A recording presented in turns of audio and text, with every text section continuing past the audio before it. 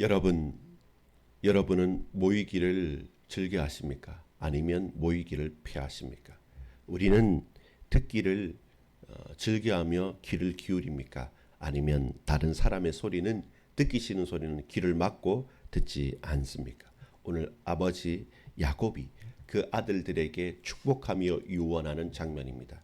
아버지의 말을 듣기 위해 모였고 그리고 그것을 청종하는 아들들이 있다는 것은 복된 것입니다. 오늘 주의 말씀을 청종하기 위해 모이고 그리고 귀를 기울여 듣고 그 말씀을 가슴팍에 깊이 새기는 사랑하는 주의 백성들 되기를 간구합니다. 아버지 하나님 감사합니다. 하나님 우리에게 말씀해 주옵소서. 우리가 귀를 열어 주의 음성을 듣기를 소망합니다. 주여 흩어진 모든 현장에서 나름대로 자기의 뜻대로 사는 것이 아니라 하나님께서 부르신 그곳 보내신 그곳에서 사람이 나를 팔았지만 하나님께서 보내심을 알고 빛을 증거하고 바라는 그리스도 예수의 증인으로 살아가게 하옵소서. 구주 예수 그리스도의 이름으로 간절히 기도 올리옵나이다. 아멘. 여러분 오늘 우리가 함께 나눌 말씀은 말씀으로 묶인 공동체에 대한 이야기입니다. 한 가정과 가문이 하나님의 언약의 말씀에 매여 그 말씀을 청종하고 그 말씀을 따라서 살아갈 수 있다라고 한다면 적어도 그 가정은 하나님의 다스리심을 입은 가정과 가문이 되겠죠. 부럽습니다. 또한 여러분은 원하지 않습니까? 사람들은 아버지가 오라고 해서 오지 않습니다. 근데 유산을 나누자, 뭔가 돈이 있다, 성공할 것이 있다, 먹을 것이 있다라고 한다면 오지 마라고 해도 오게 됩니다. 오늘은 어떤 현장입니까? 이제 유언의 현장입니다. 아버지를 무시하고 나이 많은 아버지가 뭐 하겠어 라고 한다면 그들이 그렇게 빠르게 움직이지 않을 수도 있습니다. 근데 오늘 본문은 분명해야 합니다. 여기까지 이끄신 하나님께서 마지막까지도 이끄시고 있다라는 사실을 우리에게 펼쳐 보여주십니다. 이제 야곱은 힘이 빠졌고 모든 것 할 수 있는 것이 없고 이제 죽음을 곧 앞두었습니다.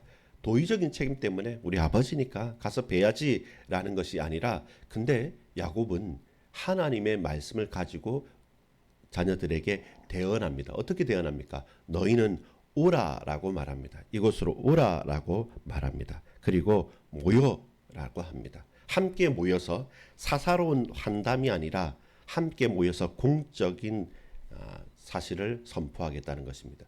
우리가 공적으로 모일 때는 결국 어떤 모임입니까? 믿음의 공동체의 모임이며 예배자로서의 모임이 이스라엘 백성에게는 함께 모여서 공식적으로 그들이 찬양하고 그들이 고백하지만 결국 모여서 하는 일은 무엇입니까? 듣는 것입니다.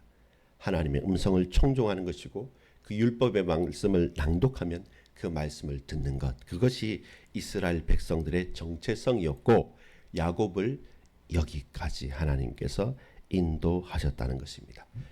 여러분은 처음만 잠시 쓰임받는 사람이고 싶습니까? 아니면 끝까지 마지막까지 우리의 말에 영향력이 있고 우리의 하는 크고 작은 행동에 하나님의 메시지가 담겨 있기를 간구합니까?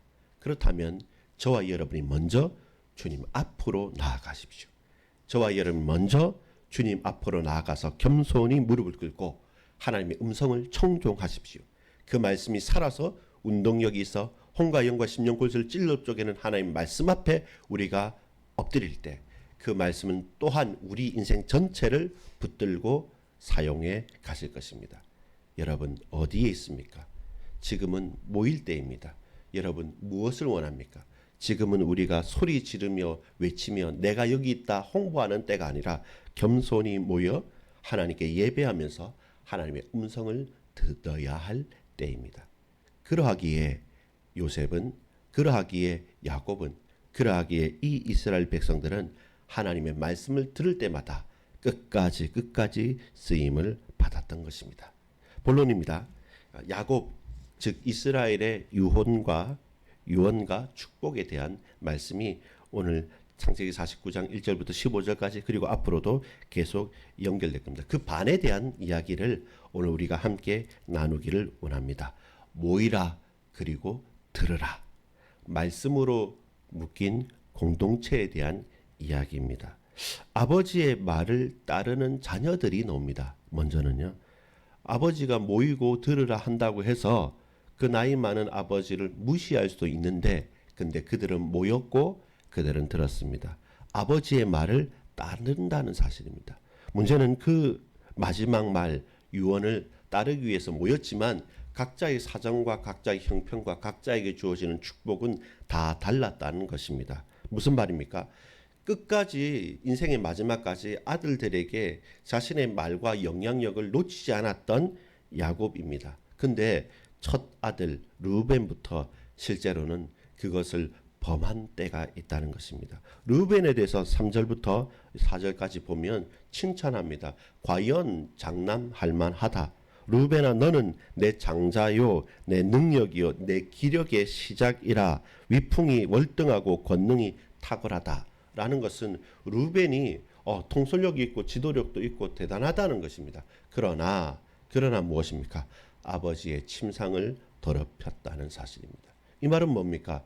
아버지를 아버지로 그 가문과 민족의 대표자로 인정하지 않겠다는 것입니다. 그것은 크나큰 반역입니다. 장남이 그러면 무엇입니까?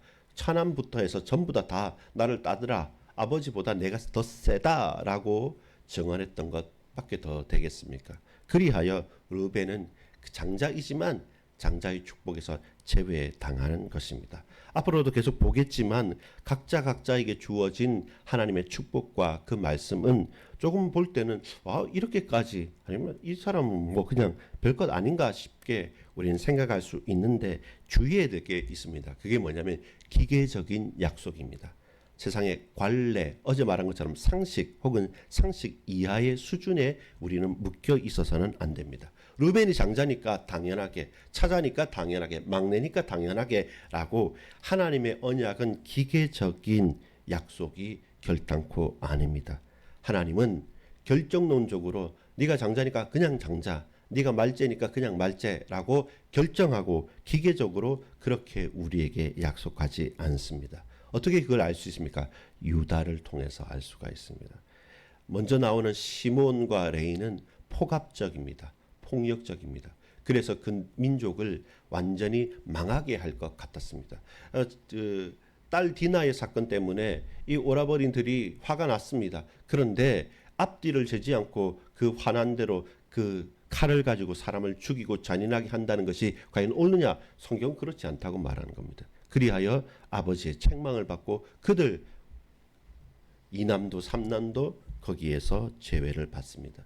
유다가 유다된 것이겠습니까? 아닙니다. 유다도 실수와 실패가 많고 갑자기 성경이 창세기에 유다가 며느리 다말과의 관계에서 그 언약의 족보를 이끌어가는 형수지사제라 그러죠. 연결해가는 그 장면까지 집어넣으면서 유다가 유다되게 되는 것은 무엇입니까? 바뀌어진다는 겁니다. 나중에는 요셉을 위해서 자기의 몸을 내어놓겠다고 대신 해라고 말하는 것은 어느 한날에 갑자기 감동이 돼서 치기 어린 선택이 아니라 여러분 은혜가 내게 임하고 하나님의 말씀이 내게 들려지면 막내면 어떻습니까? 사남이면 어떻습니까? 오남이고 육남이면 어떻습니까? 하나님의 은혜는 기계적인 약속과 결정적인 또 운명론적인 사건을 용납하지 않습니다. 하나님의 은혜가 우리에게 임하면 그 은혜를 받은 사람은 하나님의 사람으로 바뀌고 성장하고 고백할 수 있는 것입니다. 내 생명을 다 내어드리고도 없는 게 아닙니다. 그보다 더 크고도 놀라운 영생을 얻게 되는 것이 유다를 통해서 우리가 보게 된 것입니다. 그리고 하나님 더 큰 약속을 허락해 주십니다. 네가 이 작은 것에 충성하고 네 몸을 내려놓았느냐? 그렇다면 나는 너와 네 후손이 영원토록 이 통치자의 규와 지팡이를 내려놓지 않도록 그리고 아브라함과 다윗의 자손 예수 그리스도의 세계라 너희가 그토록 원하고 소망하는 메시아 내 독생자를 너에게 너희의 자손으로 보내겠다라는 부분입니다. 이렇게 기계적이고 결정론적이고 운명론적으로 그냥 장난이니까 막내니까 하지 않습니다. 하나님은 지금도 그 모든 관습, 그 모든 상식을 뒤엎어 가면서까지 하나님께 붙들림 바 되어진 하나님의 은혜의 사람을 찾고 계십니다. 그렇다면 우리는 스스로 자포자기하거나 에이 이 양 배렸어 어찌할 수 없는 인생이야 이번 생은 끝이야 라고 여러분 살아가는 것이 아니라 지금 이 시간 하나님의 은혜가 내게 임하고 지금 이 시간 하나님 은혜가 역사한다면 내가 하나님께 붙들림 바 되어져 그 언약의 사람으로 순종하며 납작 엎드려 주님을 바라보고 나아간다면 주께서 여신다는 겁니다. 어떻게 여십니까? 아들들이 아버지에게 와서 그 음성을 들었잖아요. 근데 그 음성은 아버지의 음성이 아니라 하나님의 언약인 것이죠. 하나님의 언약 그 예언의 말씀이 선포되어지면 어떻게 됩니까? 됐다 안 됐다가 아니라 두 번째입니다. 예언과 성취입니다. 앞으로 반드시 되어질 일에 대해서 우리는 그 말씀을 붙들고 어떻게 오늘을 살아가야 합니까? 라는 겁니다. 말씀은 선포되어지고 그 말씀은 성취되어집니다. 그 말씀의 선포 속에 저와 여러분의 자세는 뭐냐 이런 말입니다. 마치 니느웨와 다시스 앞에 하나님의 부르심 앞에 그 말씀을 듣고서도 반대 방향으로 가기를 원했던 요나처럼 우리가 말씀이 우리 앞에 선포되어졌을 때 저와 여러분 분명하게 그 말씀 속으로 가야 돼요. 희미한 음성 가운데 하나님의 부르심을 우리가 확인할 수 있어야 됩니다. 왜 그렇습니까? 하나님의 방법이 말씀하시고 그 말씀을 선포하신 후에 반드시 성취하시는 것이 하나님의 방법입니다. 그럼 우리는 하나님의 역사하심과 하나님의 성취 속에 우리가 함께 있길 원한다고 한다면 우리는 말씀 속으로 말씀 앞에 말씀에 가까이 가는 것이 우리의 소임인 것이죠. 그러면 선포되어진 그 말씀을 들은 백성이지 않습니까? 그러면 하나님께서 그것을 또한 이루겠다는 겁니다. 우리가 할 수 있는 것은 뭡니까? 야곱의 역할은 모이라고 하고 들으라고 할 수 있습니다. 근데 모여서 듣고자 하더라도 들려지지 않으면 그 말씀이 내게 믿어지지 않으면 그 말씀을 내가 받고 하나님께 엎드리지 않으면 그 은혜가 역사하지 않는 것이죠. 그래서 오늘 저와 여러분은 우리가 말씀을 청종하여 주님 앞에 나왔습니까? 그러면 반드시 믿어야 될 것은 선포되어진 말씀, 그 예언의 말씀은 반드시 성취가 된다라는 것입니다. 우리가 그 말씀을 무시할 수가 없습니다. 이건 내 능력이 아닌데요 라고 한다면 하나님께서 능력을 더해서라도 할 거고 이거 내가 할 수 있는데 하나님 왜 안 된다고 합니까? 근데 해보겠다라고 할 때는 겸손히 무릎을 꺾고 내 뼈를 꺾어서라도 하나님 앞에 믿음으로 고백하는 것이 중요합니다. 그러면서 우리가 알다시피 이 약속의 말씀 하나하나는 기분이 좋게 받아들이든 기분을 나쁘게 받아들이든 말씀은 선포되어지고 그 말씀은 시절과 때를 쫓아서 만남과 사건과 일들 속에 반드시 성취되어졌다라는 것입니다. 이제 말씀을 정리하고 결론을 맺겠습니다. 여러분, 끝까지 쓰임받는 사람, 끝까지 인도받는 사람은 누구입니까? 하나님의 음성을 듣고 하나님 앞으로 나아가는 자입니다. 야곱은 내 인생 일생을 놓고 이런저런 험악한 인생을 살았지만 그러나 하나님 앞에서 하나님의 음성을 들었던 사람입니다. 자녀들에게 남기고 싶은 것도 다른 것 아닙니다. 너희는 바쁠 수도 있고 이유가 있을 수도 있고 아플 수도 있고 흔들릴 수도 있지만 모이라 그리고 함께 듣자라고 하는 것, 그것이 부모로서 먼저 된 사역자로서 우리가 고백할 것입니다. 결탄코 하나님은 기계적이거나 운명론적이지 않아 하나님 앞에 겸손히 엎드리고 말씀을 붙들고 사는 사람, 복음의 사람은 그가 막내이든 넷째이든 장남이든 상관없이 하나님의 언약은 하나님의 말씀을 듣는 자를 통해서 이루신다는 것입니다.